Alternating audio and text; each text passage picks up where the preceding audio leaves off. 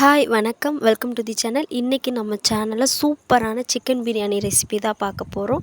ரொம்பவே டேஸ்டியாக இருக்கும். வீடியோ ஸ்கிப் பண்ணாமல் பாருங்கள். வாங்க பார்க்கலாம்.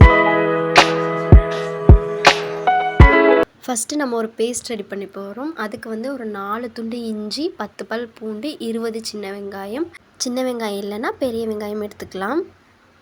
2 துண்டு பட்டை, 3-4 கிராம்பு, அதுக்கப்புறம் கொஞ்சமாக ஏலக்காய், அந்த கல்பாசி, இதெல்லாம் அதாவது நம்ம பிரியாணி ஸ்பைசஸ் எல்லாம் சேர்த்துங்க. 1 ஸ்பூன் சோம்பு, 1 ஸ்பூன் சீரகம், அப்புறம் தனியா 2 ஸ்பூன் சேர்த்துக்குங்க. தனியா என்கிட்ட இல்லாதனால நான் மல்லித்தூள் சேர்த்துக்கிறேன். அதுக்கப்புறம் 1 ஸ்பூன் மிளகு என்கிட்ட இல்லை, அதனால் மிளகுத்தூள் சேர்த்துருக்கேன். ஸோ இதெல்லாம் சேர்த்து கொஞ்சமாக தண்ணி விட்டு நல்லா பேஸ்ட்டாக அரைச்சி எடுத்துக்கங்க.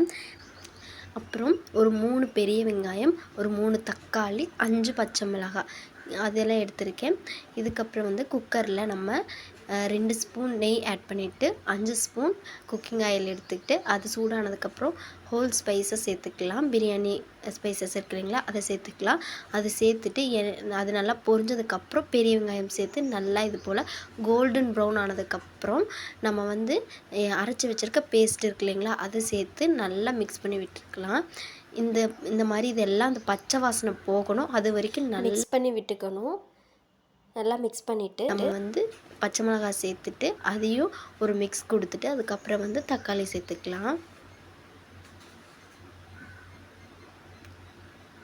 நல்லா இந்த மாதிரி தக்காளி சேர்த்து தக்காளி குலைவாக வெந்து வரணும். வெந்து வந்ததுக்கப்புறமா நம்ம ஒரு 3 ஸ்பூன் தனி மிளகாய் தூள் இருக்கு இல்லைங்களா, அதை சேர்த்துருக்கேன்.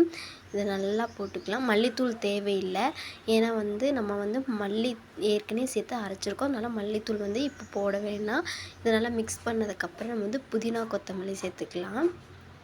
கொஞ்சமாக புதினா கொத்தமல்லி சேர்த்துட்டு அதுக்கப்புறம் தயிர் இருக்கு இல்லைங்களா, அது ஒரு 3 டேபிள் ஸ்பூன் நல்லா கெட்டியான தயிர் எடுத்துக்கிறேன். அதை சேர்த்துட்டு நல்லா இந்த மாதிரி மிக்ஸ் பண்ணி விட்டுக்கலாம்.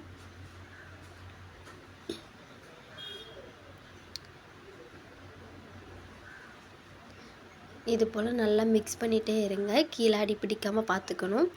அதுக்கப்புறம் இந்த எல்லா பொருட்களுமே நல்லா வேகணும்.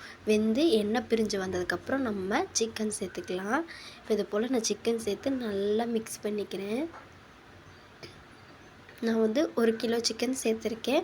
நீங்கள் எவ்வளோ பேருக்கு செய்கிறீங்களோ அவ்வளோ குவான்டிட்டி செஞ்சுக்கலாம். சிக்கன் கொஞ்சம் ஒரு 5 நிமிஷம் வெந்ததுக்கப்புறமா நம்ம அரிசி நார்மல் வீட்டில் செய்கிற சாப்பாட்டு அரிசி தான் நான் சேர்த்துருக்கேன். நீங்கள் பாஸ்மதி ரைஸ் கூட சேர்த்துக்கலாம்.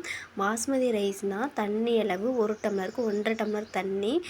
நார்மல் அரிசினா 2 டம்ளர் தண்ணி. ஆனால் சிக்கன்லேருந்து லைட்டாக தண்ணி வரும், அதனால் நீங்கள் 1 டம்ளர் மட்டும் கம்மியாக, அதாவது 1 டம்ளருக்கு 2 டம்ளர் தண்ணி சேர்த்துக்கோங்க. இப்போ 3 டம்ளர் அரிசினா 6 டம்ளருக்கு பதிலாக 5 டம்ளர் மட்டும் தண்ணி சேர்த்து தேவையான அளவு உப்பு சேர்த்து, உப்போட அளவு பார்த்திங்கன்னா லைட்டாக கரிக்கணும், கொஞ்சமாக உப்பு கரிக்கணும், அதுதான் அளவு.